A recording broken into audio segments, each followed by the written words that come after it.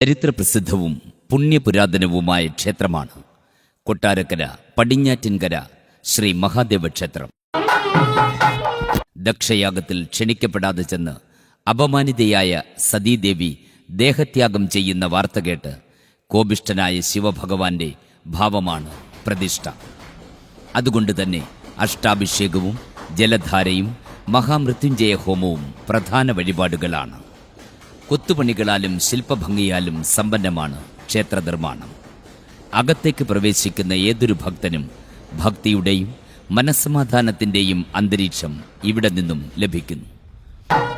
ശിവരാത്രി ദിനമായ ഫെബ്രുവരി 26-ന് വിശേഷാൽ പൂജകളും പൂമൂടലും ശിവരാത്രി വ്രതമനുഷ്ഠിക്കുന്ന ഭക്തർക്ക് പ്രത്യേക സൗകര്യങ്ങളും ഒരുക്കിയിട്ടുണ്ട്. ഫെബ്രുവരി 25-ന് രാത്രി 7:15 നടക്കുന്ന സാംസ്കാരിക സമ്മേളനത്തിൽ വെച്ച് ധനമന്ത്രി KN ബാലഗോപാൽ ക്ഷേത്രത്തിൽ നടത്തിയ നിർമ്മാണ പ്രവർത്തനങ്ങളുടെ ഉദ്ഘാടന സമർപ്പണം നടത്തും. ചലച്ചിത്രതാരം ദിലീപ് മുഖ്യ അതിഥിയായി എത്തും.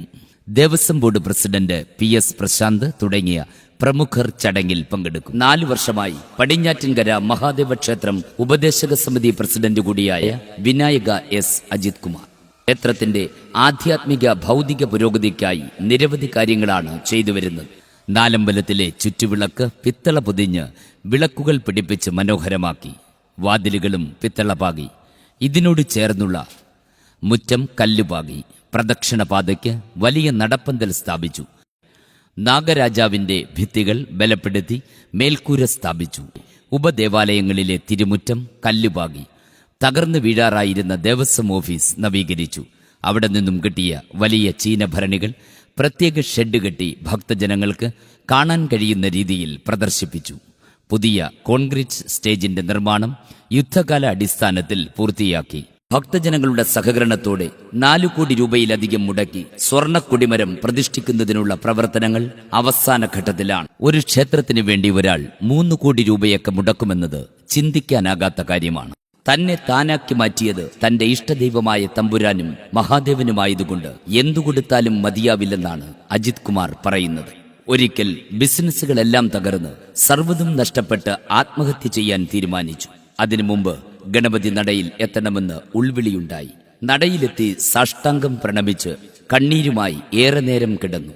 അവിടെ നിന്നും ആരോ കൈപിടിച്ചുയർത്തി മുന്നോട്ടു പോകൂ ധൈര്യമായി എന്ന് പറയുന്നത് പോലെ തോന്നി. പിന്നീട് മുന്നോട്ടുള്ള കുതിപ്പ് തന്നെയായിരുന്നു. തന്റെ ബിസിനസ് ഗ്രൂപ്പിന് വിനായക ഗ്രൂപ്പ് എന്ന് പേരിടുക മാത്രമല്ല സ്വന്തം പേരിനോട് ചേർത്തും വിനായക എന്ന പേര് ഉപയോഗിച്ചു തുടങ്ങി. ഇന്നും ഏത് പ്രവൃത്തി തുടങ്ങുന്നതിന് മുമ്പും നടയിലെത്തി അനുവാദം വാങ്ങി മാത്രമേ ഈ ഭക്തൻ ചെയ്യാറുള്ളൂ.